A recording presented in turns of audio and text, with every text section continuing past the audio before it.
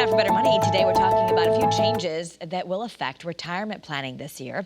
Joel Johnson is a certified financial planner and managing partner at Johnson Brunetti, and he is here with some important information because some changes have just taken effect in the new year with some new laws. There sure has. There's been this piece of legislation just cooking for years. Okay.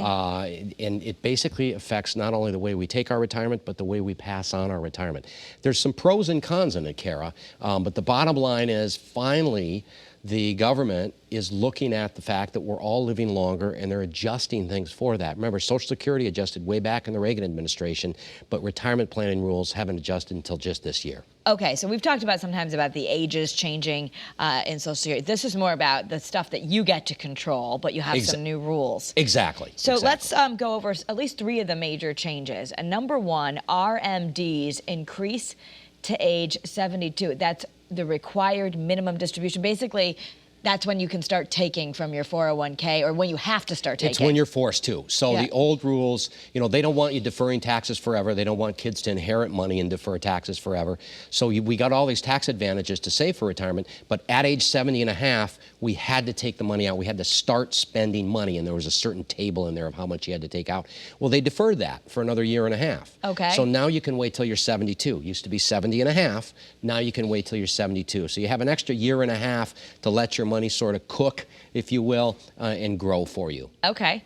And then IRA contributions can still happen after age 70 and a half. So before, you couldn't do those tax-free contributions once you turn 70 and a half? Correct. You couldn't put money into an IRA and get a tax deduction for it, even if you were working. Now they're saying, well, if you're working, we'll allow you to do that. So if you're 80 years old and you're still working, like my dad's 83, he still gets a salary from a charity, he can put money into an IRA. And so that's good news. It still encourages savings. What the theme of this is that they're trying to encourage retirement and allow people to have money longer in retirement because they're living longer. Okay, but they don't want you to just save a bunch of money and pass it down. So taxes will be paid on inherited IRAs sooner? Correct. Remember, this is the U.S. government, and when they have a tax cut or a favorable thing, they have to balance it out on the other side. So here's the balancing act, and this is not necessarily good for our kids or grandkids if we want to pass money on. If I inherit my dad's IRA, I have to take all the money out of there in 10 years. Used to be I could stretch it out for maybe 30, 40 years, maybe even leave it to my kids.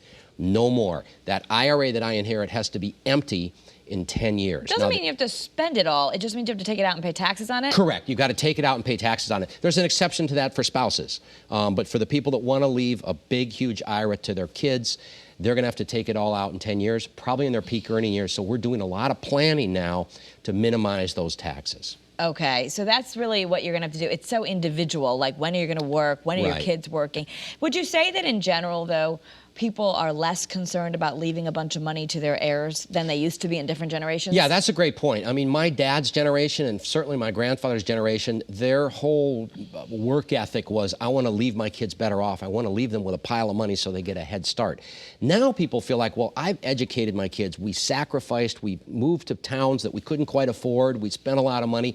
And so now our retirement money is ours. And if there's something left over, that's great. But most people care more about the quality of their life in their retirement than this desire that previous generations had to leave a big chunk behind. Okay, so then maybe that's going to work out for you. But a lot of it's going to be personal, and these changes are just taking into effect. So if you want to make the most of them and you have a retirement or financial question, Joel and his team would like to hear from you. All you have to do is go to bettermoneytv.com. You'll fill out the contact form, and your team will answer anyone's questions. Yeah, we love getting questions from our viewers. They're a lot of fun to find out what people are thinking. Alrighty, thank you so much, Joel.